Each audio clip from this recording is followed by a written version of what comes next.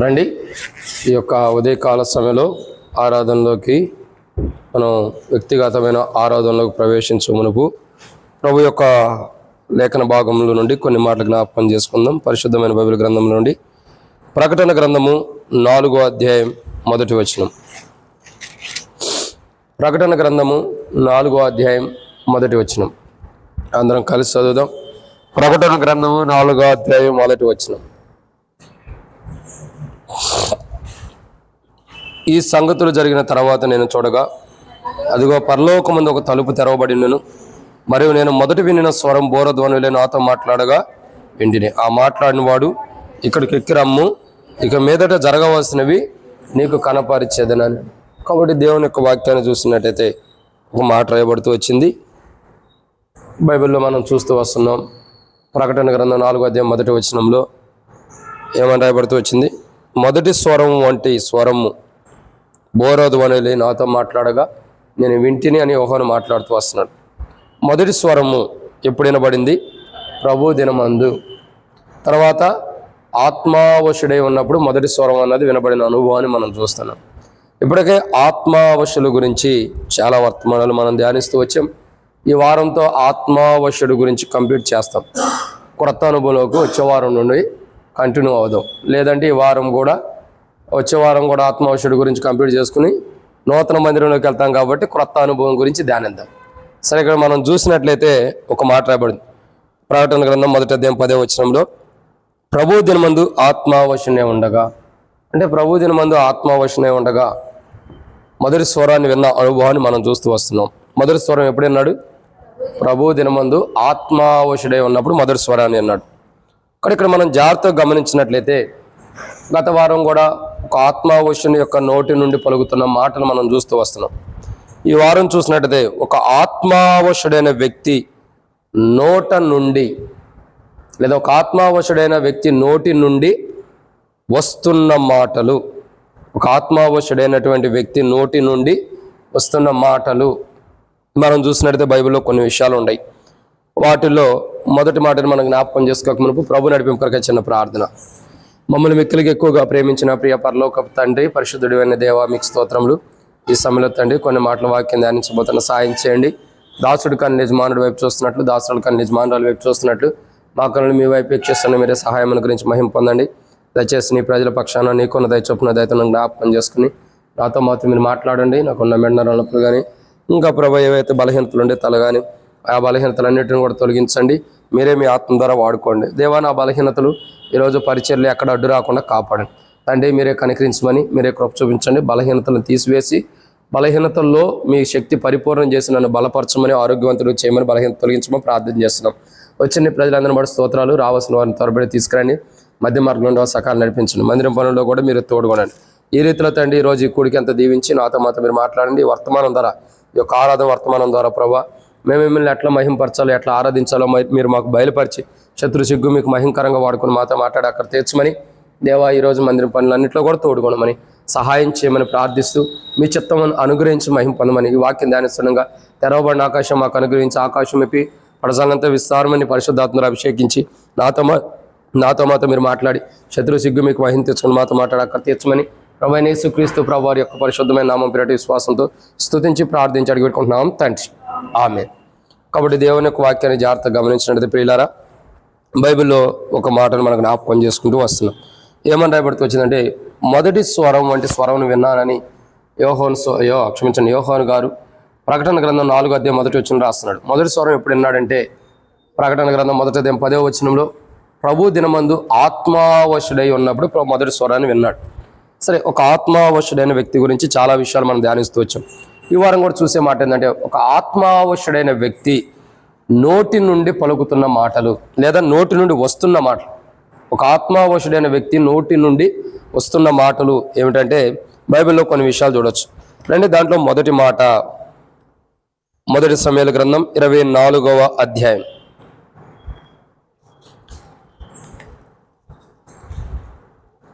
మొదటి సమూయేలు గ్రంథం 24వ అధ్యాయం మనం చూస్తూ వస్తున్నాం. గత వారం కూడా ఈ మొదటి సమూయేలు గ్రంథం మనం చూస్తూ వచ్చాం కొన్ని మాటలు కూడా. ఈ వారం కూడా క్షమించడం, గత వారం మొదటి దినవృత్తాంతముల గ్రంథంలో అక్కడ కూడా చూస్తూ వచ్చాం. ఈ వారం మనం చూసే మాట ఏంటంటే మొదటి సమూయేలు గ్రంథం 24వ అధ్యాయం. దేవుని యొక్క వాక్యాన్ని చూసినట్లయితే మొదటి మాటను మనం చూస్తూ వస్తున్నాం. మొదటి సమూయేలు గ్రంథం 24వ అధ్యాయం 11వ వచనం. నా తండ్రి చూడుము, ఇదిగో చూడుము, నిన్ను చంపక నీ వస్త్రపు చెంగు మాత్రమే కోసితిని గనుక నా వలన నీకు కీడు ఎంత మాత్రమును రాదనియో, నాలో తప్పిదము ఎంత మాత్రమును లేదనియో నీవు తెలుసుకొనవచ్చును. చాలమ్మా. కాబట్టి ఇక్కడ మనం దేవుని యొక్క వాక్యాన్ని చూసినట్లయితే, దేవుని యొక్క వాక్య వెలుగులో మనం జాగ్రత్తగా గమనించినట్లయితే బైబిల్లో ఒక మాట రాయబడుతూ వచ్చింది. ఏంటి ఆ మాట అంటే, ఒక ఆత్మావశుడైన వ్యక్తి పలుకుతున్న మాట. ఏంటి మాట అని మనం జాగ్రత్తగా గమనించినట్లయితే మొదటి కోణాన్ని ఇక్కడ మనం చూస్తున్నాం. నా వల్ల నీకు కీడు ఎంత మాత్రమును రాదు.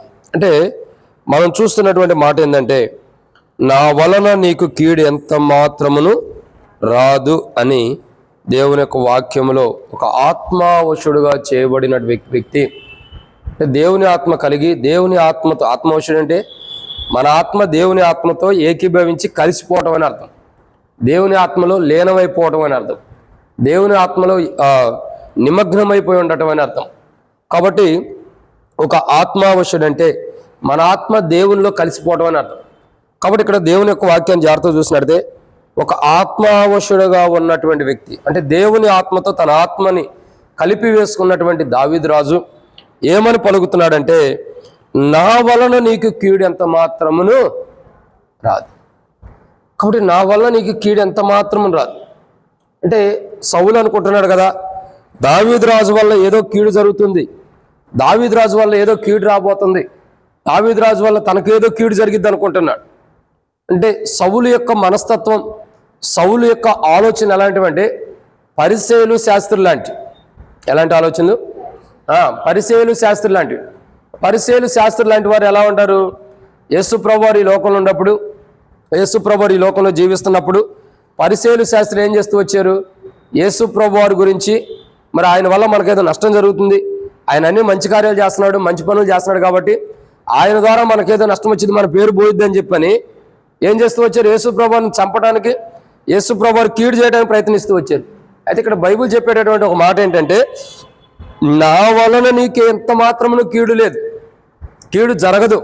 అంటే దావీదు రాజు ఏ రీతిలో అయితే సౌలుకు చెప్తున్నాడో అదే రీతిలో యేసు ప్రభువారు ఈ లోకానికి చెప్పినటువంటి అనుభవం ఏంటంటే, ఆయన వల్ల మనకు ఏ కీడు లేదు, యేసు ప్రభువారి వల్ల ఏ కీడు మనకు లేదు, యేసు ప్రభువారి వల్ల మనకు మేలు తప్పితే కీడు లేదు.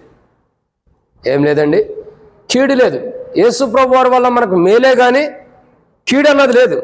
ఎందుకంటే ఆయన కీడు నుంచి మనకు మేలు చేయడానికి ఇష్టపడుతున్నాడు, ఆయన కీడును అనుభవించి మనకు మేలు చేయడానికి ఇష్టపడేవాడు ఉంటాడు.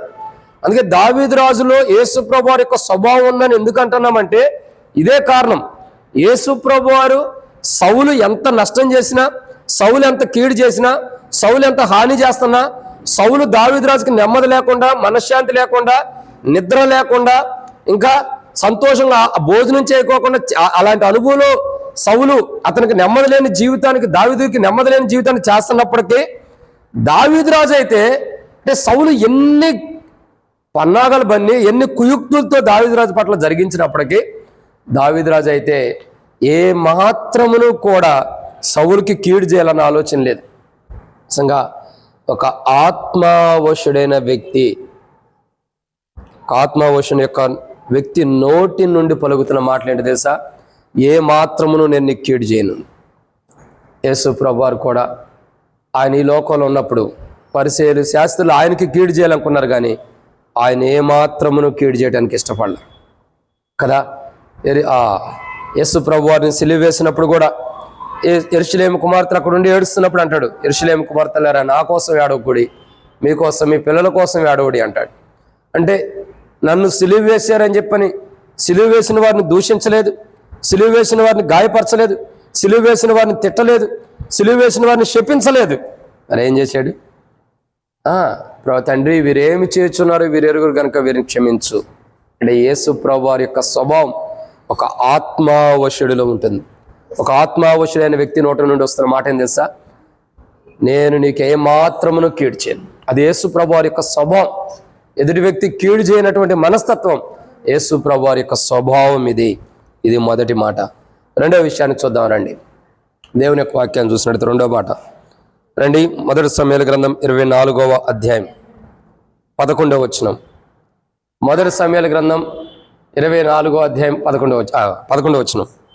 నా తండ్రి చూడుము, ఇదిగో చూడుము, నిన్ను చంపక నీ వస్త్రపు చెంగును మాత్రమే కోసితిని గనుక నా వలన నీకు కీడు ఎంత మాత్రమును రాదనియో, నాలో తప్పిదము ఎంత మాత్రమును లేదనియో నీవు తెలుసుకొనవచ్చును. చాలా నీ విషయమై నేను ఏ పాపమును చెయ్యని వాడనై ఉండగా నీవు నా ప్రాణము తీయవలనని నన్ను తరుముచున్నావు. చాలా. కాబట్టి ఇక్కడ చూస్తున్న మాట రెండవదిగా ఒక ఆత్మావశుడిగా చేయబడిన వ్యక్తి పలుకుతున్న మాట. ఆత్మావశుడైన వ్యక్తి తన నోటి నుండి పలుకుతున్న మాట ఏంటి? వస్తున్న మాటలు ఏంటి? ఒకటి, ఒక ఆత్మావశుడైన వ్యక్తి నోటి నుండి వస్తున్న మాట ఒకటి, నా వలన నీకేమాత్రం కీడు లేదు. రెండో మాట ఏంటి అని అంటే ఇక్కడ రాయబడుతున్న మాట, నీ విషయమై ఏ పాపము చేయని వాడను. ఏమని పలుకుతున్నాడండి? నీ విషయమై నేను ఏ పాపము చేయలేదు. వాస్తవానికి సౌలు విషయంలో దావీదురాజు ఏ పాపమన్నా చేశాడా? సౌలుని చంపడానికి కానీ, సౌలుని బాధ పెట్టడం కానీ, సౌలుని దుఃఖపరచాలని కానీ, మానసికంగా సౌలుని వేధించాలని కానీ, మానసికంగా సౌలుని కృంగదీయాలని కానీ ఎప్పుడైనా దావీదురాజు యొక్క ఆలోచనలు ఉన్నాయా? దావీదురాజు యొక్క ఆలోచన అది కాదు. చూడండి, యేసు ప్రభువారి యొక్క ఆత్మ కలిగి ఉంటాం ఇదే. అంటే ఒక ఆత్మావశుడుకున్న లక్షణాలు ఇవే. యేసు ప్రభువారు ఆత్మావశుడు. అక్కడ ఆయన యొక్క స్వరూపమైన ఆయన యొక్క లక్షణాన్ని దావీదురాజు కలిగి ఉన్నాడు. కాబట్టి దావీదురాజు ఏమంటున్నాడు? నేను నీకు ఏ కీడు చేయను అంటున్నాడు. అది యేసు ప్రభువారి యొక్క స్వభావం. యేసు ప్రభువారు ఎవరికి కీడు చేయలే. చివరికి ఆయన్ని అప్పగించిన వాడికి కూడా కీడు చేయలే, ప్రేమను కనపరిచాడు. రెండవదిగా చూడగా ఏమని రాబడుతూ వచ్చింది? నీకు నీ విషయమై ఏ పాపము చేయని వాడను. ఏ పాపం కూడా చేయటానికి ఇష్టపడలా. దావీదురాజు యొక్క జీవితాన్ని మనం గమనించినట్టయితే సౌలు ఎడల ఏ పాపం చేయట్లా. సౌలుని చంపాలనో, సౌలుని నాశనం చేయాలనో, సౌలు కీడు చేయాలనో ఏ ఆలోచన దావీదురాజులో లేదు. అంటే ఆజ్ఞ అతిక్రమించడమే పాపం కదా. ఇప్పుడు దేవుని ఆజ్ఞలు మీరేమంటే అర్థం ఏంటి? పాపంలో వచ్చే జీవితం ఏంటి? మరణం. మరంటే దావీదురాజు ఏమన్నా తప్ప దేవుని ఆజ్ఞను మీరేడా? దేవుని ఆజ్ఞను మీరితేనే కదా పాపం చేసినట్టు. దేవుని ఆజ్ఞను మీరితేనే కదా పాపం చేసిన అనుభవం ఉండేటట్టు. కాబట్టి దావీదురాజు అంటాడు, నేను ఏ పాపం చేయాలంటే దేవుడు నాకు ఇచ్చిన ఆజ్ఞల్లో నీ ఆడలా ఏ ఆజ్ఞను కూడా నేను మీరిన వాడుగా లేను. ఏ ఆజ్ఞను కూడా నేను మీరలా. ఒక్క ఆజ్ఞ కూడా దావీదురాజు దేవుడిచ్చిన ఆ 10 ఆజ్ఞల్లో సౌలు ఎడల ఎక్కడ మీరలా. అంటే దావీదురాజు యొక్క జీవితం ఎంత గొప్పగా ఉందో చూడండి. సౌలైతే దావీదురాజు ఎడల దేవుని ఆజ్ఞని మీరిపోయి ఇష్టం వచ్చినట్టు చేస్తున్నాడు, కానీ దావీదురాజు అయితే సౌలు ఎడల దేవుడు అనుగ్రహించిన 10 ఆజ్ఞల్లో ఒక్క ఆజ్ఞ కూడా సౌలు ఎడల కనీసం ఒక్క ఆజ్ఞ కూడా తప్పిపోయిన వాడు కాదు. సౌలు ఎడల నీ పొరుగు అనేది ఆశించకూడదని బైబిల్ ఉంది. దావీదురాజు సౌలు యొక్క రాజ్యాన్ని ఆశిస్తున్నాడా? సౌలు యొక్క సింహాసనాన్ని ఆశిస్తున్నాడా? లేదు. నీ తల్లిదండ్రులు సన్మానించాలని ఉంది. సౌలుని ఎప్పుడు సన్మానిస్తున్నాడే కానీ సౌలుకి ఏమో కీడు చేస్తున్నాడా? లేదు. సౌలు గొప్పవాడిగా ఎంచుతున్నాడే కానీ తక్కువ వాడిగా ఎంచడంలా దావీదురాజు. ఇంకా చూడగా ఇంకేమైనా రాయబడుతూ వచ్చిన 10 ఆజ్ఞల్లో నిన్ను వల్లే నీ పొరుగు వారిని ప్రేమించాలా? ఉందా? సరే లేకపోయినా ఉందనుకోండి. దావీదురాజు సౌలుని ప్రేమిస్తున్నాడు. ఇంకా వ్యభిచరించకూడదు అంటే అతని మనస్తత్వాన్ని కించపరిచిన కోణంలో కూడా లేదు దావీదురాజు. ఇంకా అబద్ధం ఆడకూడదు. దావీదురాజు విషయమే క్షమించండి, సౌలు విషయమే దావీదురాజు ఎప్పుడైనా అబద్ధం ఆడాడా? అంటే ఇక్కడ అర్థం ఏంటి?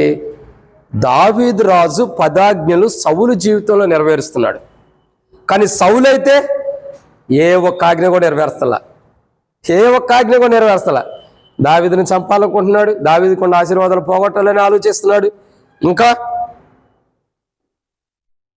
ఇంకెన్నెన్నో ఉండే దావీదురాజుకి, సౌలుకి. సౌలు మనస్తత్వం వేరు, దావీదు మనస్తత్వం వేరు. సౌలుకి దావీదుకి చాలా వ్యత్యాసం ఉంది, దావీదురాజుకి సౌలు రాజుకి. అది ఇక్కడ రెండో కోణం ఏంటంటే, ఒక ఆత్మావశుడైన వ్యక్తి నోట నుండి వస్తున్న మాటలు ఒకటి, నేనేమాత్రం నీకు కీడు చేయను అంటున్నాడు. రెండోదిగా నీ విషయమై నేను ఏ పాపం చేయని వాడని.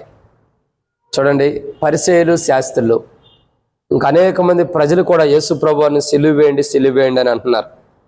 ఆయనలో ఏ పాపమన్నా ఉందా? అక్కడ ఆయనలో ఏ పాపమన్నా కనపడుతుందా? లేదు. అసలు ఆయనలో వెతకటానికి కూడా ఏ పాపం లేదు. ఏ పాపం ఆయనలో లేకపోయినప్పటికీ ఏం చేయడానికి ఇష్టపడ్డారు? ఆయన్ని సిలువ వేయటానికి ఇష్టపడ్డారు. ఆయనలో ఏ పాపం లేకపోయినా ఆయన సిలువ వేయటానికి ఇష్టపడుతున్నారు. వీడిని సిలువేయండి అంటున్నాడు కాదు, అంటున్నారు. అయితే వారు ప్రజలందరూ ప్రభు ఎడల పాపం చేస్తున్నారు, కానీ ప్రభు ఏనాడు కూడా ప్రజల ఎడల పాపం చేయలే.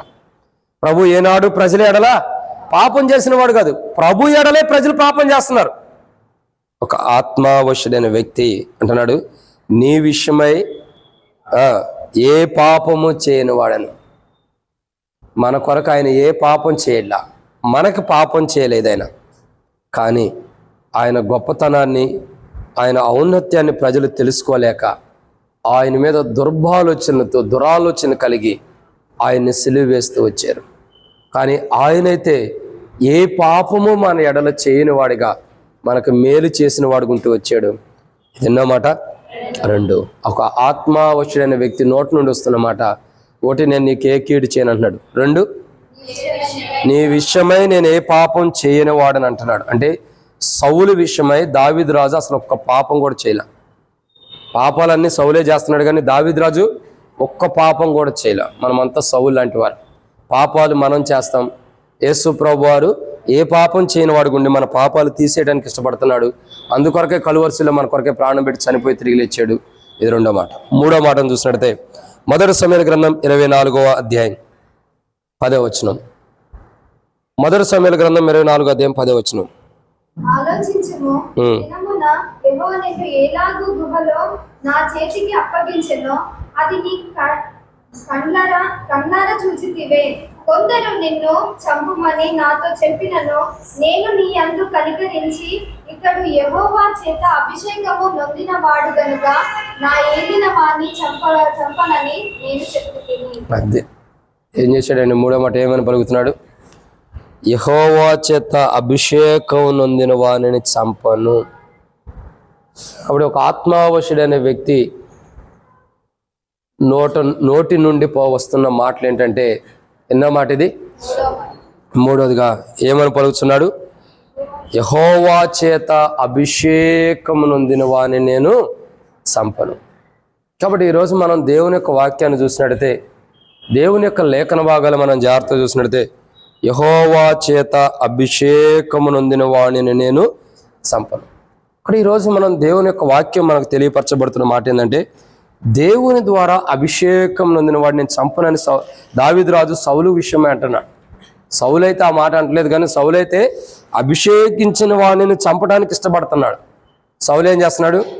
అభిషేకించిన వాడిని చంపడానికి ఇష్టపడుతున్నాడు. సౌలు అయితే దేవుని ద్వారా అభిషేకం పొందిన వాడిని, దేవుని ద్వారా అభిషేకించబడిన వాడిని, దేవుని యొక్క అభిషేకాన్ని నొందినటువంటి దావీదు రాజును చంపటానికి సౌలైతే ఎదురు చూస్తున్నాడు. కానీ దావీదు రాజు అయితే దేవుని చేత అభిషేకము నొందిన వాణిని చంపటానికి ఇష్టపడతల్లా.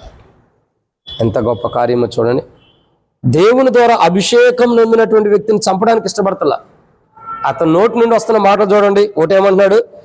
ఏ మాత్రమును నేను కీడు చేయను అంటున్నాడు. రెండు, నీ విషయమై ఏ పాపం చేయలేదు అంటున్నాడు. మూడు, నేను యెహోవా చేత అభిషేకం నొందిన వాడిని చంపను.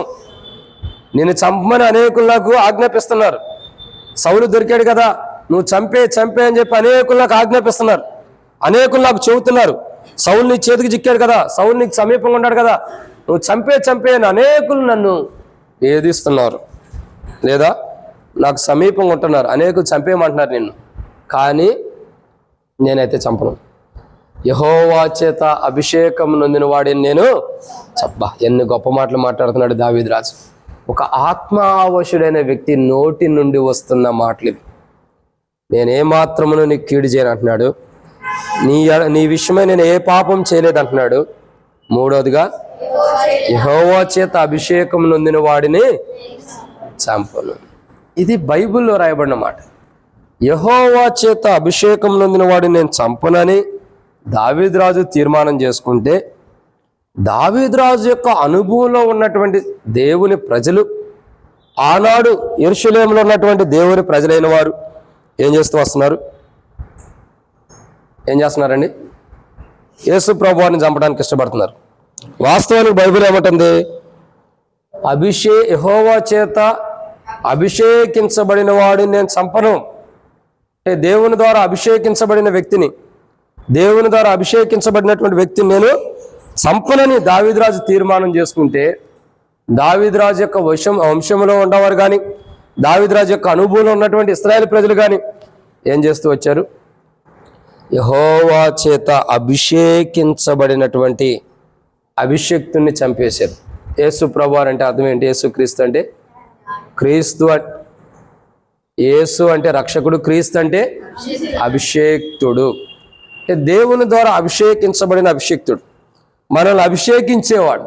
అంటే ఒక గొప్ప అభిషేక్తుణ్ణి, ప్రభు ద్వారా అభిషేకించబడిన అభిషేక్తుణ్ణి, అభిషేకించబడిన వాడిని ప్రజలు ఏం చేస్తూ వచ్చారు?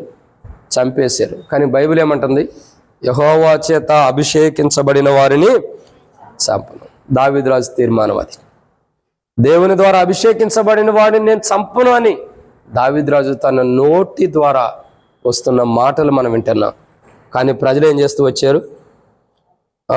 మత్తయి సువార్తను మనం చూసినట్లయితే దేవుని ద్వారా అభిషేకించబడిన వారు, లేదా మనల్ని అభిషేకించే ప్రభువుని ప్రజలు ఏం చేస్తూ వచ్చారు? చంపేశారు. ఏం చేశారు? చంపేశారు. దావీదురాజు ఏమైనా చంపకూడదని చెబితే ప్రజలు ఏం చేశారు? ఆ పాపం మా మీద, మా పిల్లల మీద ఉండను గాక అన్నారు. ఆ పాపము మా మీద, మా పిల్లల మీద ఉండను గాక. ఆయన అయితే చచ్చిపోవాల్సిందే.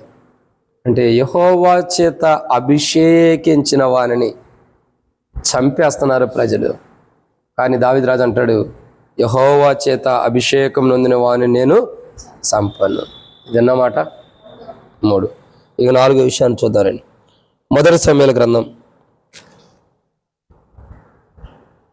24వ అధ్యాయం 11వ వచనం. నా తండ్రి చూడుము, ఇదిగో చూడుము, నిన్ను చంపక నీ వస్త్రపు చెంగును మాత్రమే కోసితిని గనుక నా వలన నీకు కీడు ఎంత మాత్రమును రాదనియో, నాలో తప్పిదము ఎంత మాత్రమును లేదనియో నీవు తెలుసుకొనవచ్చును. నీ విషయమై నేను ఏ పాపమును చేయని వాడనై ఉండగా నీవు నా ప్రాణము తీయవలనని నన్ను తరుముచున్నావు.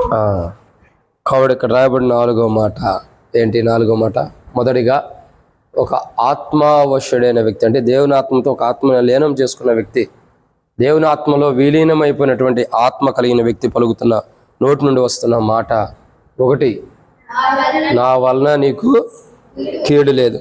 2, కీడు జరగదంటున్నాడు. 2, నీ విషయమై నేను ఏ పాపం చేయలేదు అంటున్నాడు. 3, యెహోవా చేత అభిషేకం నొందిన వారిని చంపను అంటున్నాడు. 4వదిగా చూడగా నాలో తప్పిదం ఎంత మాత్రమును. ఇవంతా యేసు ప్రభువారి యొక్క స్వభావం. దావీదురాజు అంటాడు, నీ నిమిత్తమై నాలో ఏ తప్పిదమును లేదు. అంటే నీకు కీడు చేయాలన్న మనస్తత్వం కానీ, నీకు నష్టం చేయాలన్న మనస్తత్వం కానీ, నీకేదో ప్రాణహాని చేయాలన్న మనస్తత్వం కానీ, నీకేదో కీడు చేయాలన్న మనస్తత్వం కానీ నాలో లేదు. దావీదురాజు సెలవిస్తున్నాడు, అసలు నాలో ఏం లేదు, ఏ తప్పిదము లేదు, ఎంత మాత్రమున తప్పిదము లేదు.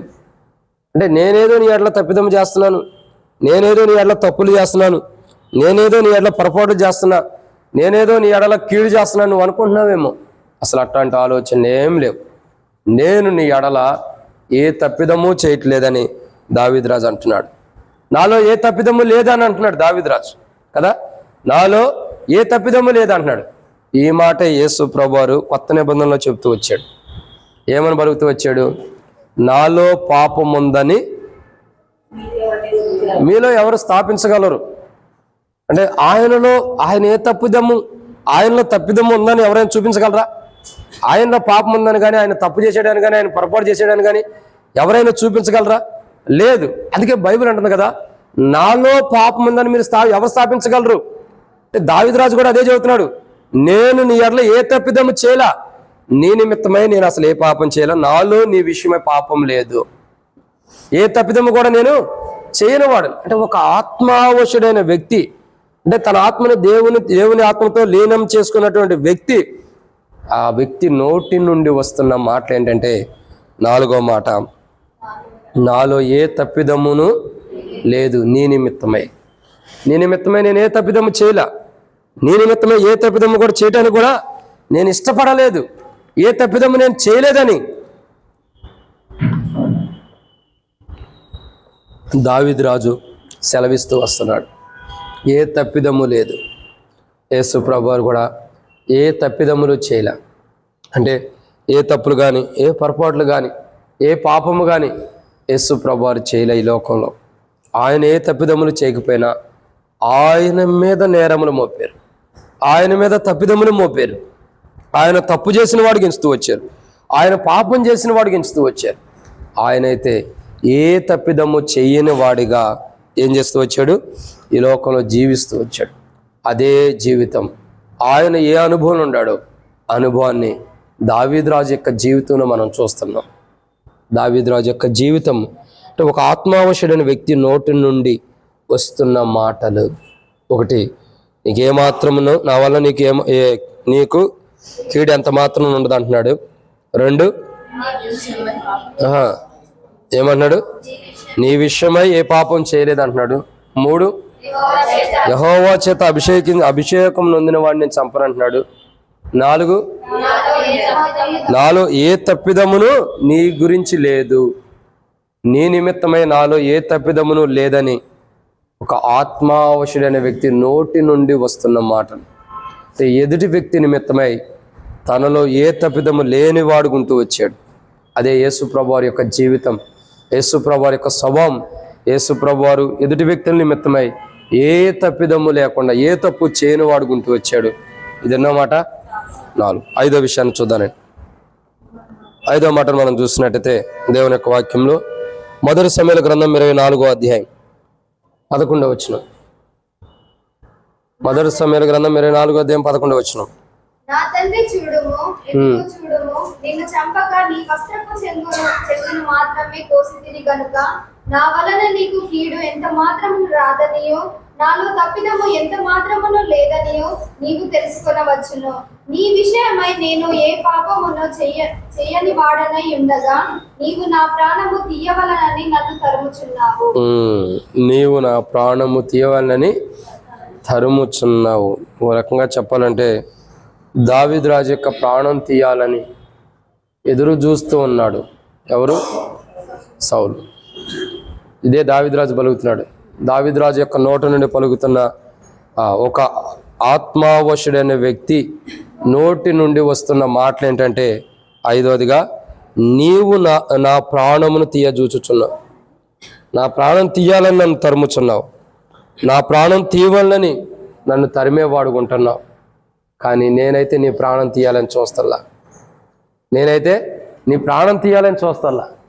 నీ ప్రాణం కావాలని కోరుకునే వ్యక్తిని కాదు నేను, కానీ నీవైతే నా ప్రాణము తీయాలని చూస్తున్నావు. అంటే ఇక్కడ అర్థం ఏంటండి, సౌలు దావీదు రాజు యొక్క నష్టాన్ని, దావీదు రాజు కీడు కోరుకుంటున్నాడు. కానీ సౌలు ఏం కోరుకుంటున్నాడు? దావీదు రాజుకి కీడు కోరుకుంటున్నాడు. కానీ దావీదు రాజు అయితే సౌలుకి అసలు కీడు చేయాలన్న ఆలోచన లేదు. సౌలు ప్రాణం తీయాలన్న ఆలోచన దావీదు రాజుకు లేదు. కానీ సౌలు ఏం చేస్తున్నాడు? దావీదు రాజు యొక్క ప్రాణం తీయాలని చూస్తున్నాడు. సౌలు లాంటి వారమే మనం అందరం. యేసు మన జీవితము, మన ప్రవర్తన, మన ఆలోచన, మన మాటలను బట్టి యేసు ప్రభువారి యొక్క ప్రాణము తీయటానికి సహకరించిన వారం.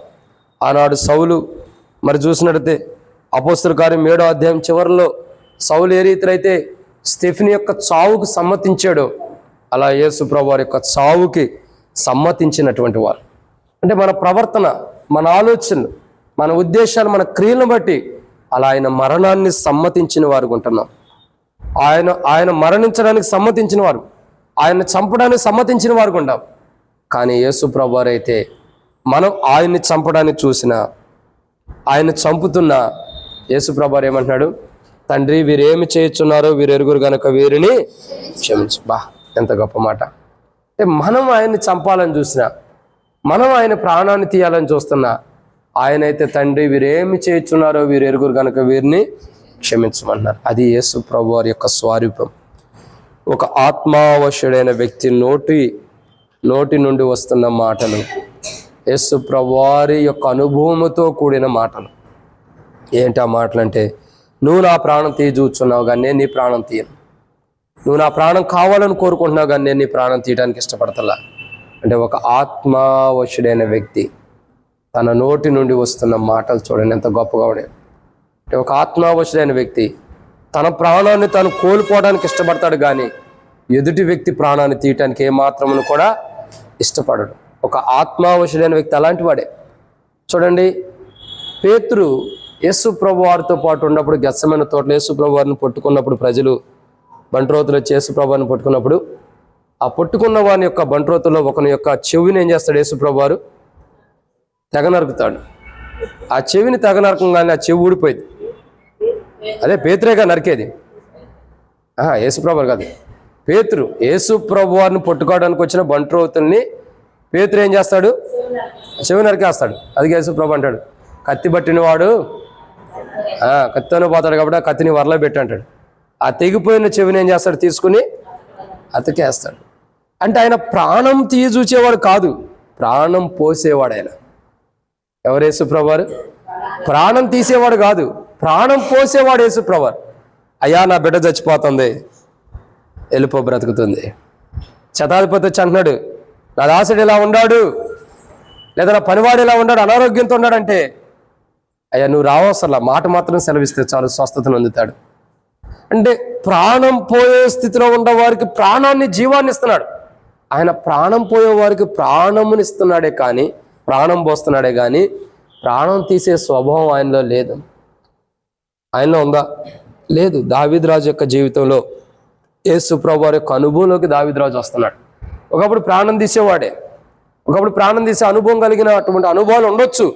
కానీ ఇప్పుడు దావీదు రాజు యొక్క మనస్తత్వం దేవుని ద్వారా అభిషేకించబడిన తర్వాత ప్రాణం పోసే అనుభవంలోకి దేవుడు తీసుకొస్తున్నాడు. కానీ ఒకానొక పర్యాయంలో తప్పు చేశాడు. ఊరియా యొక్క జీవితంలో తప్పు చేయటం ద్వారా దేవుడు తగిన శిక్ష అనుమతిస్తూ వచ్చాడు. కానీ దావీదు రాజు అక్కడి నుండి ఏం చేస్తున్నాడు? ప్రాణం తీసుకోవటానికి, ఎవరు ప్రాణం తీసేవాడు కాదు, అనేకుల ప్రాణాన్ని పోయటానికి ఇష్టపడుతున్నాడు. కాబట్టి ఈరోజు మనం చూస్తున్నటువంటి మాట 5వదిగా ఏమని రాయబడుతూ వచ్చింది? ఒక ఆత్మావశుడైన వ్యక్తి నోటి నుండి వస్తున్న మాట ఏంటంటే 5వదిగా, నీవు నా ప్రాణం తీయచూచున్నావు కానీ నేను నీ ప్రాణం తీయను, నేను నీకు ప్రాణం పోసేవాడినే కానీ ప్రాణం తీయను అని దావీదు రాజు సెలవిస్తున్నాడు. ఒక ఆత్మావశుడైన వ్యక్తి తన నోటి నుండి పలుకుతున్న మాట ఏంటంటే, నేను నీకు ప్రాణం పోసేవాడిని కానీ ప్రాణం తీసేవాడిని కాదు. ఇక 6వ మాట, 1 సమూయేలు గ్రంథం 24వ అధ్యాయం 10వ వచనం. ఆలోచించుము, ఈ దినమున యెహోవా నిన్ను ఎలాగు గుహలో నా చేతికి అప్పగించెనో అది నీ కళ్ళారా చూచితివే. కొందరు నిన్ను చంపుమని నాతో చెప్పినను నేను నీ యందు కనికరించి, ఇతడు యెహోవా చేత అభిషేకము నొందినవాడు గనుక నా ఏలిన వాణ్ణి చంపనని నేను చెప్పితిని. కాబట్టి ఇక్కడ చూస్తున్న 6వ మాట, ఒక ఆత్మావశుడైన వ్యక్తి నోటి నుండి వస్తున్న మాటలు 6వది ఏంటంటే, నేను నీ యందు కనికరము చూపించేదను. ఏమంటున్నాడండి? నీ యందు కనికరం చూపించేదను. 1, నీ ఎడల నేను ఎంత మాత్రమును కీడు చేయను అంటున్నాడు. 2, నీ విషయమే నేను ఏమాత్రము, నీ విషయమే ఎంత పాపం చేయను అంటున్నాడు. ఏ పాపం చేయలేదు అంటున్నాడు. 3, యెహోవా చేత అభిషేకం నొందిన వాడిని చంపను అంటున్నాడు. 4, ఏమని రాయబడుతూ వచ్చింది? 4, ఏ తప్పిదమని ఎంత మాత్రం లేదంటున్నాడు. 5, నీవు నా ప్రాణం తీయచూచున్నావు అన్నాడు. 6, ఏమని అంటున్నాడు? నేను నీ యందు కనికరపడేదను. అంటే దావీదు రాజు యొక్క జీవితం, ఒక ఆత్మావశుడైన వ్యక్తి నోటి నుండి వస్తున్న మాటలు ఏంటంటే, నేను నీ యందు కనికరించి. అంటే ఒక ఆత్మావశుడైన వ్యక్తి నోటి నుండి వస్తున్న మాట ఏంటంటే, శాపవచనాలు రావట్లా. ఏవి రావట్లా? శాపంతో కూడిన మాటలు రావట్లా. శపించడానికి ఇష్టపడతల్లా. మనమైతే ఎన్ని పర్యాయములు ఇంటి దగ్గర క్షేపిస్తామో, ఎన్ని కోణాల్లో శపిస్తూ వస్తామో, ఎంతమందిని మనం శపిస్తామో కదా. చూడండి, చుటుక్కునే సపోజ్ ఏదన్నా బండి మీద వెళ్తూ ఉన్నప్పుడు ఎవరన్నా మనం వెళ్తూ ఉండగానే మన ఎదురొచ్చి గబక్కనే మనకి తాకినట్టుగా వెళ్ళారనుకో, మనం ఏమంటాం కదా, ఏమంటాం? వీడికి కళ్ళు కాపడతలేదా, వీడికి అది ఎక్కువైంది ఇది ఎక్కువైంది, ఎక్కడో కూడా పడతాడంటాం. అది చేపించడమే. ఇంకేమంటాం? అనేక కోణాలు, అంటే మనకు తెలియకోకుండానే మనం చెప్పించే వరకు ఉంటాం. వీడు ఎక్కడ పడేటట్టుండాడు, వీడు ఎక్కడ ప్రాణం పోగొట్టుకునేటట్టుండాడు అంటాం, వీడి పని అయిపోయినట్టు ఉందరా అంటాం. అంటే మనకు తెలియకోకుండా మనం శపించే అనుభవంలోకి వచ్చేస్తాం. కానీ దావీదు రాజు యొక్క జీవితం అలాంటిది కాదు. సౌలు ఎడల దావీదు రాజు ఎలాంటి వాడంటే కనికరం చూపించేవాడే కానీ శపించే మనసు దావీదు రాజుకి లేదు. సౌలు ఎడల దావీదు రాజు ఎలా ఉన్నాడు? కనికరం చూపిస్తున్నాడు. అంటే దావీదు రాజు సౌలు మీద కనికరాన్ని చూపిస్తున్నాడే కానీ శపిస్తాడు. ఒక ఆత్మావశుడు అంటే మన ఆత్మ దేవుని ఆత్మతో లీనమైపోవటం, మన ఆత్మ దేవుని ఆత్మలో కలిసిపోవటం, ఆ వ్యక్తి ఆత్మావశుడు అంటే. మన ఆత్మ దేవుని ఆత్మతో ఏకీభవించడం ఆత్మావశుడు అంటే. కాబట్టి దావీదు రాజు యొక్క ఆత్మ దేవునితో ఏకీభవించింది కాబట్టి, దేవునిలో దావీదు రాజు యొక్క ఆత్మ కలిసిపోయింది కాబట్టి, ఆత్మావశుడు గుండా దావీదు రాజు పలుకుతున్న మాట ఆరోదిగా తన నోటి నుండి వస్తున్న మాట ఏంటి? నీ యందు నేను కనికరించేదను. నేను నీ యందు కనికరించి, అంటే కనికరించి చూపించేటటువంటి మనసు నాలో ఉంది, కనికరం చూపించగలిగిన గుణం నాలో ఉందని దావీదు రాజు సెలవిస్తున్నాడు. ఈ కనికరం చూపించే గుణలక్షణమే యేసు ప్రభువారిది. ఎవరిది? యేసు ప్రభువారిది. ఇంకే చూడండి, కుష్ఠరోగులు యేసు ప్రభువారు మార్గంలో వెళ్తున్నప్పుడు అంటారు, దావీదు కుమారుడా మమ్మల్ని కరుణించు, దావీదు కుమారుడు మమ్మల్ని కరుణించమని కేకలు వేస్తూ వస్తారు. అక్కడ చాలామంది అడ్డగిస్తారంట, అరవాకండి అంటే మరీ ఎక్కువగా దావీదు కుమారుడా మమ్మల్ని కరుణించు, దావీదు కుమారుడు మమ్మల్ని కరుణించమని కేకలు వేస్తూ వస్తున్నారు. అంటే ఇక్కడ అర్థం ఏంటంటే, వీళ్ళారా, యేసు ప్రభువారి యొక్క గుణలక్షణం దావీదు రాజులో ఉంది. ఒక ఆత్మావశుడైన వ్యక్తి ఇలాంటి వాడు. ఎదుటి వ్యక్తి ఎంత కీడు చేసినా, ఎదుటి వ్యక్తి ఎంత నష్టం చేసినా, ఎదుటి వ్యక్తి మన ప్రాణం తీయటానికి చూసినా, ఎదుటి వ్యక్తి మనకెంతో కీడు చేయాలనుకున్నా ఆ వ్యక్తికి ఏం చేస్తాడు? కనికరం చూపించేటటువంటి ఆ గుణలక్షణం దావీదుకు ఉంది. ఆ గుణలక్షణం ఎవరిదంటే యేసు ప్రభువారి. యేసు ప్రభువారికి ఉన్న గుణలక్షణం దావీదులోకి రాబడుతూ వచ్చింది. కాబట్టి ప్రేమైన దేవుని బిడ్డారా, ఒక ఆత్మావశమైన వ్యక్తి నోటి నుండి వస్తున్న మాట ఏంటంటే, నేను కనికరించేవాడినే కానీ శపించేవాడిని కాను. నేను కనికరించే మనస్తత్వం కలిగిన వాడు. దావీదు రాజు యొక్క జీవితం ఎలాంటిదంటే కనికరించే మనస్తత్వం, కనికరం చూపించేటటువంటి మనస్తత్వం దావీదు రాజుది. శపించే మనస్తత్వం దావీదు రాజుది కాదు. కాబట్టి ప్రేమ దేవుని బిడ్డలారా, దేవుని యొక్క వాక్యాన్ని చూసినట్లయితే బైబిల్లో రాయబడిన మాట కనికరించేటటువంటి గుణలక్షణం. కాబట్టి యేసు ప్రభువారిలో అది ఉంది. ఆ కనికరించే మనసు, ఆ కనికరించే గుణలక్షణం యేసు ప్రభువారిలో ఉంది. కాబట్టి ఆయన మనల్ని కనికరించడం ద్వారా ఈరోజు మనం ఎలా ఉన్నాం? ఆత్మావశులుగా చేయబడుతున్నాం. యేసు ప్రభువారు మనల్ని కనికరించడం ద్వారా, ఆయన కనికరం మన మీద ఉండటం ద్వారా ఈరోజు మనం ఆత్మావశులుగా చేయబడుతున్న అనుభవం మన జీవితాల్లోకి వచ్చింది. కాబట్టి ప్రియమైన దేవుని బిడ్డలారా, ఈరోజు మన జీవితాల్లో ఆత్మావశులుగా చేయబడుతున్నాం కాబట్టి మనం ఎదుటి వ్యక్తిని కనికరించే మనసు, అంటే అది యేసు ప్రభువారి యొక్క మనసుని దేవుడు మనకు అనుగ్రహించినందుకే మనం ఏం చేయాలా? అలా ఆయన కనికరించే మనసు మనకి ఇవ్వటం కొరకు ఆయన కలువరిశిలో ప్రాణం పెట్టి చనిపోయి తిరిగి లేచాడు. ఆయన మరణ భూస్థాపన పునరుద్ధానం ద్వారా ఈరోజు ఎదుటి వ్యక్తిని కనికరించే మనసు దేవుడు మనకి ఇచ్చినందుకే మనం ప్రభువుని ఆరాధించాలి. ఇది అన్నమాట 6. 7వ విషయాన్ని చూద్దారండి. మొదటి సమూయేలు గ్రంథం 24వ అధ్యాయం 12వ వచనం. నీకును నాకును మధ్య యెహోవా న్యాయము తీర్చును, యెహోవా నీ విషయమై పగ తీర్చును గాని నేను నిన్ను చంపను. కాబట్టి ఇక్కడ రాయబడుతున్న మాట ఏంటంటే, నీకును నాకును మధ్య యెహోవా న్యాయం తీర్చును, యెహోవా నా విషయమై పగ తీర్చును గాని నేను నిన్ను చంపను. నా విషయమై దేవుడు నీ ఎడల పగ తీర్చుకుంటాడు కానీ నేనైతే చంపను. ఇప్పుడు దావీదు రాజు పలుకుతున్న ఒక ఆత్మావశుడైన వ్యక్తి నోటి నుండి వస్తున్న మాటలు. 7వదిగా, నాకును నీకును యెహోవాయే సాక్షి. ఏమంటున్నాడు? యెహోవాయే సాక్షి. అంటే నాకును నీకును ఎవరు సాక్షి అండి? దేవుడే. న్యాయం తీర్చేవాడు దేవుడే. కాబట్టి అంటే అర్థం ఏంటి? నాకును నీకును మధ్య యెహోవా న్యాయం తీర్చునంటే అర్థం ఏంటి? దేవుడే మన ఇద్దరి మధ్యలో సాక్షి. ఈ సాక్షిని సమూయేలు అంటాడు మిస్పా అని అంటాడు. మిస్పా అంటే అర్థం ఏంటి? సాక్షి. కాబట్టి దేవుని యొక్క వాక్యాన్ని చూసినట్టు ప్రియులారా, బైబిల్లో రాయబడుతున్న 7వ మాట, ఒక ఆత్మావశుడైన వ్యక్తి నోటి నుండి వస్తున్న మాటలు 7వదిగా ఏంటంటే, నీకును నాకును యెహోవా సాక్షి. న్యాయం తీర్చును కాకంటే సాక్షి. దేవుడే నీకును నాకును మధ్యలో సాక్షిగా ఉన్నాడు. దేవుడే నీకును నాకును మధ్యలో సాక్షిగా ఉంటూ వచ్చాడు. ఆయనే న్యాయం తీర్చేవాడు. ఒక మాటలో చెప్పాలంటే ఎవరైనా నీకును నాకును న్యాయం తీరుస్తున్నాడు. నిజంగా యేసు ప్రభువారు ఈ లోకానికి రావటం ద్వారా దేవుని కృపను బట్టి దేవుడు మనకు న్యాయం తీర్చిన వాడుగా ఉన్నాడు. అన్యాయస్తులమైన మనం, అన్యాయం చేయబడుతున్న మనం, అన్యాయస్తులుగా జీవిస్తున్న మనకి దేవుడు ఏం చేస్తూ వచ్చాడు? న్యాయం జరిగిస్తూ వచ్చాడు. మన జీవితాల్లో న్యాయపూర్వకమైన జీవితాన్ని అనుమతించి మనకు పరలోక రాజ్యాన్ని ఇస్తున్నాడు. ఏమిస్తున్నాడు? పరలోక రాజ్యం.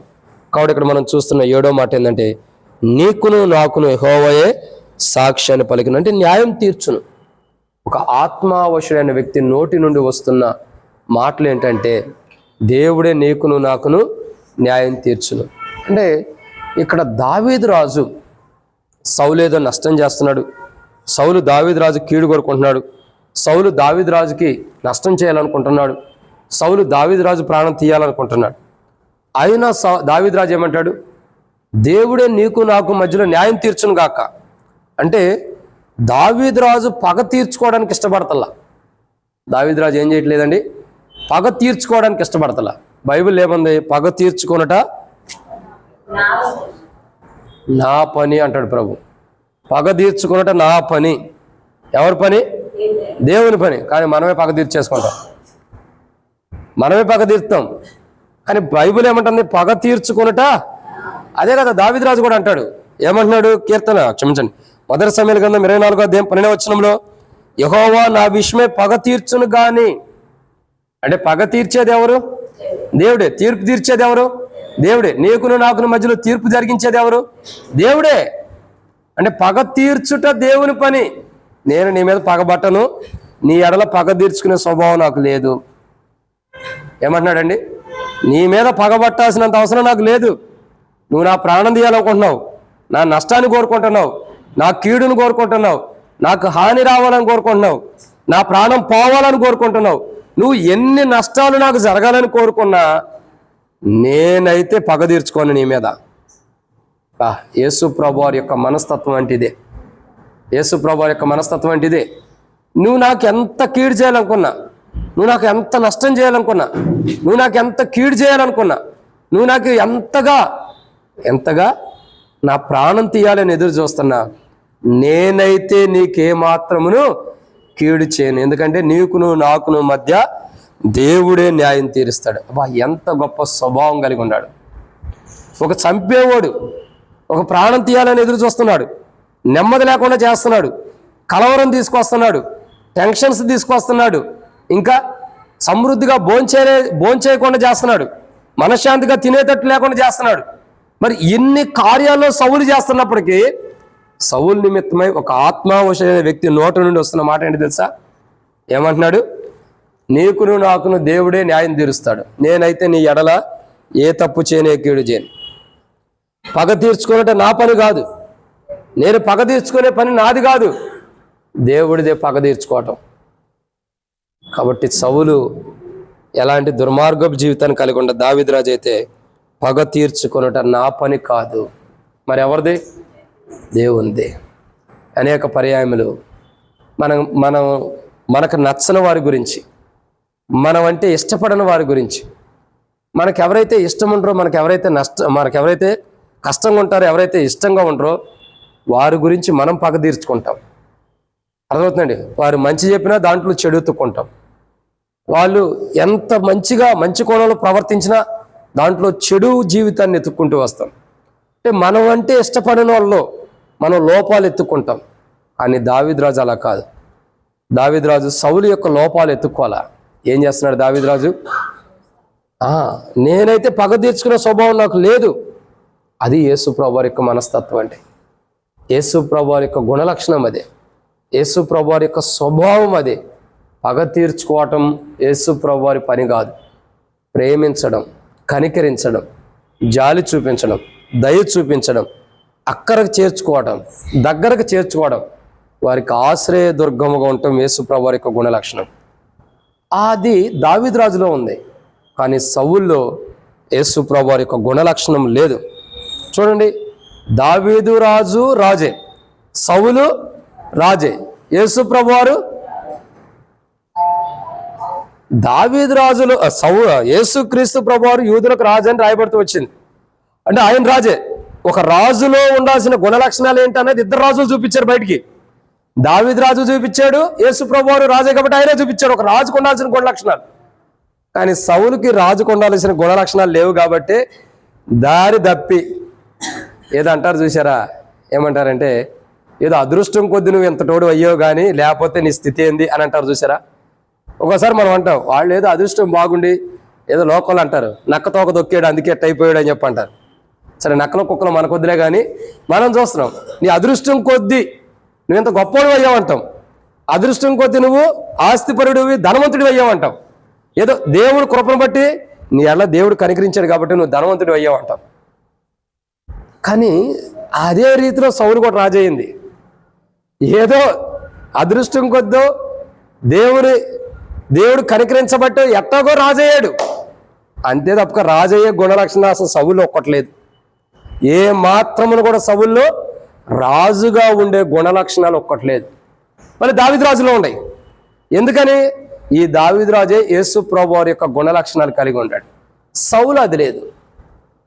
దావీదు రాజుకి ఎన్ని పరిస్థితులు ఎదురైనా సోది చెప్పే వాళ్ళ దగ్గరికి, మాంత్రికుల దగ్గరికి, ఈ పిచ్చి వాళ్ళ దగ్గరికి వెళ్ళా సౌలు. క్షమించండి, దావీదు రాజు వెళ్ళాడా? సోది చెప్పే వాళ్ళ దగ్గరికి, మాంత్రికుల దగ్గరికి, పిట్టకథలు చెప్పే వాళ్ళ దగ్గరికి వెళ్ళా దావీదు రాజు. ఎవరి దగ్గరికి వెళ్ళాడు? ఏదొండా దేవా అని దేవుని దగ్గరికి వెళ్ళాడు. దేవుని శాపం వచ్చినా దేవుని దగ్గరికి వెళ్ళాడు. దేవుని ప్రేమ వచ్చినా దేవుని దగ్గరికి వెళ్ళాడు. కష్టం వచ్చినా దేవుని దగ్గరికి వెళ్ళాడు. బాధ వచ్చినా దేవుని దగ్గరికి వెళ్ళాడు. ఇబ్బందులు వచ్చినా దేవుని దగ్గరికి వెళ్ళాడు. మానసికమైన వేదన వచ్చినా దేవుని దగ్గరికి వెళ్ళాడు. కానీ ఏ మాంత్రికుడి దగ్గరికి వెళ్ళా. కానీ సౌలు అయితే ఏం చేశాడు? చెల్లంగ వారి దగ్గరికో లేకపోతే సోది చెప్పే వాళ్ళ దగ్గరికి వెళ్ళి అక్కడ కూర్చుంటున్నాడు, మారు వేషం వేసుకుంటున్నాడు. ఒక రాజుకు ఉండాల్సిన లక్షణాలు సౌల్లో ఉండయా? మనం సౌలు లాంటి వాళ్ళని. ఏ మాత్రము కూడా రాజుగా ఉండటానికి ఏ లక్షణము లేనటువంటి వారు, ఎంత మాత్రము కూడా రాజుగా ఉండే అర్హత లేనటువంటి వారిని. అయినా మన నిమిత్తమై యేసు ప్రభువారు కలువరిశిల్లో ప్రాణం పెట్టి చనిపోయి తిరిగి లేచి ఆయన రాజు కాబట్టి ఆ రక్తం ద్వారా మనల్ని కడిగి ఏ మాత్రమును కూడా రాజుగా ఉండటానికి అర్హత లేని మనల్ని రాజులుగా చేశాడు. రాజులైన యాజక సమూహంలో చేసి ఆత్మావశులుగా నింపుతూ వచ్చాడు. కాబట్టి చూడండి, నిజంగా ఎంత గొప్ప అనుభవం. ఒక ఆత్మావశుడైన వ్యక్తి నోటి నుండి వస్తున్న మాటలు ఏంటి తెలుసు? 7వదిగా ఏంటా మాట? నీకును నాకును యెహోవాయే న్యాయం తీర్చునంటే సాక్షి. దేవుడే న్యాయం తీరుస్తాడు. నేనైతే నీకు కీడు చేయను, నేనైతే నీకు నష్టం చేయాల్సిన మనస్తత్వం నాలో లేదు. సౌలు అయితే దావీదు రాజుకు ఎంతో నష్టం చేయాలనుకుంటున్నాడు. కానీ దావీదు రాజు అయితే సౌలుకి ఏ నష్టం చేయాలనుకుంటున్నా, బాగుంటే చాలు అనుకుంటున్నాడు. కాబట్టి ఒక ఆత్మావశ్య నోటి నుండి వస్తున్న 7వ మాట ఏంటంటే నీకును నాకును మధ్య దేవుడే న్యాయం తీర్చును కాకంటే సాక్షి. అంటే యోబు గ్రంథం కూడా రాయబడుతూ వచ్చింది. నా పక్షమున సాక్ష్యం పలికేవాడు ఎక్కడున్నాడు? పరమందు ఉన్నాడని, పరలోకమందు ఉన్నాడని యోబు కూడా సెలవిస్తూ వస్తాడు. నా పక్షమున సాక్ష్యం పలికేవాడు. అది అంత ముందు కూడా మనం ధ్యానించుకుంటూ వచ్చాం గత దినాలు. నా పక్షమున సాక్ష్యం పలికేవాడు అంటే మన పక్షమున సాక్ష్యం పలికేవాడు పరమందు ఉన్నాడు. ఆయన మన నిమిత్తమే సాక్షిగా ఉండి మన మీద సాతాన్ని తీసుకొచ్చి ప్రతి కుయుక్తి నుండి కాపాడి ఆయన మనల్ని దేవుని రాజ్యంలో చేర్చడం కొరకై మన నిమిత్తమే సాక్షిగా, అంటే ఇంగ్లీష్లో విట్నెస్ అంటే ఒక సాక్షిగా మన నిమిత్తమే ఉండటానికి ఇష్టపడిన వాడు ఉన్నాడు. అంత గొప్ప ప్రభువుని మనం కలిగి ఉండాం. ఇక్కడ ఒక ఆత్మావశుడైన వ్యక్తి నోటి నుండి వస్తున్న మాటలు ఇవి. ఈ ఆత్మావశుడు ఎలా పలుకుతున్నాడంటే ఇతని ఆత్మ దేవుని ఆత్మతో కలిసిపోయిందని అర్థం. ఇతని ఆత్మ దేవుని ఆత్మలో లీనమైపోయిందని అర్థం. అందుకే దేవుని ఆత్మలో ఎవరి ఆత్మ అయితే లీనమైపోయిద్దో, ఎవరి ఆత్మ అయితే కలిసిపోయిద్దో వాళ్ళు ఆత్మావశులు. వాళ్ళ నోటి నుండి వచ్చే మాటలు ఎలా ఉంటాయి తెలుసా? 1, నా వల్ల నీకు కీడే మాత్రం అంటే ఎదుటి వ్యక్తి కీడు చేయరు. 2, ఎదుటి వ్యక్తి విషయమై పాపం చేయరు. 3, యెహోవా చేత అభిషేకించిన వారిని చంపరు, మాటల ద్వారా కానీ క్రియల ద్వారా కానీ. 4, ఏ తప్పిదము లేని వారికి ఉంటారు. 5, అంటే మన ప్రాణం అనేకులు తీయాలని చూస్తారు కానీ మనమైతే ప్రాణం తీయడానికి ఇష్టపడం. 6, నేను నీ ఎందుకు కనికరిస్తున్నావు అంటే మనకి ఎంత కీడు చేయాలనుకున్నా మనం కనికరం చూపిస్తున్నాం. 7, నీకును నాకును యెహోవా న్యాయం తీర్చును అంటే ఒక ఆత్మావశుడైన వ్యక్తి 7 మాటలు పలకగలుగుతాడు. 7 మాటలు పలికే వ్యక్తి ఎవరు అంటే తన ఆత్మ దేవుని ఆత్మతో కలిసిపోయి యేసు ప్రభువారి యొక్క గుణలక్షణాలు కలిగి ఉంటేనే ఈ మాటలు మనం పలకగలుగుతాం. ఈరోజు ఈ మాటల యొక్క అనుభవంలో ప్రభువుని మనం ఆరాధించబోతున్నాం. ప్రభువా, నేను కూడా కనికరించేవాడికి ఉండటం కొరకే నా ఎడలను కనికరించి చూపించావు దేవా. నాకును దేవా మరి నువ్వు సాక్షిగా ఉంటూ వచ్చుతూ నా ఎడల న్యాయం తీరుస్తూ వచ్చావు. ఇంకా దేవా నా ఎడల నువ్వు నిజంగా ఒక అభిషేకాన్ని అనుగ్రహిస్తూ వచ్చావు. నేను అభిషేకించిన వాడిని చంపిన అనుభవం ఉన్నప్పటికీ ఇంత గొప్ప అనుభవంలోకి నన్ను తీసుకొచ్చావు ప్రభు అని మనం ఆరాధించబోతున్నాం. కారణం ఏంటి? దేవుని ఆత్మ ద్వారా ఆత్మావశులుగా చేయబడ్డామని అర్థం. అటు రీతిలో దేవుని ఆత్మ ద్వారా ఆత్మావశులుగా చేయబడిన మనం, దేవుణ్ణి 7 అంతల అనుభవం కలిగిన మనం ఆత్మావశులమై అంటే ఒక ఆత్మావశుల నోట్లో నుండి మాటలు వస్తాయి. ఈ ఆత్మావశులు ఎవరంటే ప్రభు యొక్క రక్తం ద్వారా కడగబడి ఆయన కలువరిశిలో ప్రాణం పెట్టి చనిపోయి తిరిగి లేచడం ద్వారా, ఆయన మరణ భూస్థాపన ద్వారా, ఆయన యొక్క రక్తం ద్వారా కడగబడి జీవితం మార్చబడి ఒకప్పుడు సాతానుతో మన ఆత్మని లీనం చేసుకున్నాం. మనం ఇప్పుడు సాతాను దగ్గర నుంచి విడిపించాడు కాబట్టి మన ఆత్మ దేవుని ఆత్మతో కలిసిపోయింది. అదే ఆత్మావశుడు. దేవుని ఆత్మతో కలిసిపోయినప్పుడు మన జీవితాల్లో 7 అంతల అనుభవం మనలోకి దేవుడు క్రీస్తు ద్వారా అనుగ్రహించినందుకై ప్రభుని ఏం చేయాలా? ఆరాధించాలి. అట్టి ఆరాధన మనం చేయనట్లు ప్రభు మనకి సహాయం చేయనుగాక. ఆమేన్. మనం నిలబడే పాట పాడుకుని ఆరాధనలోకి ప్రవేశిద్దాం.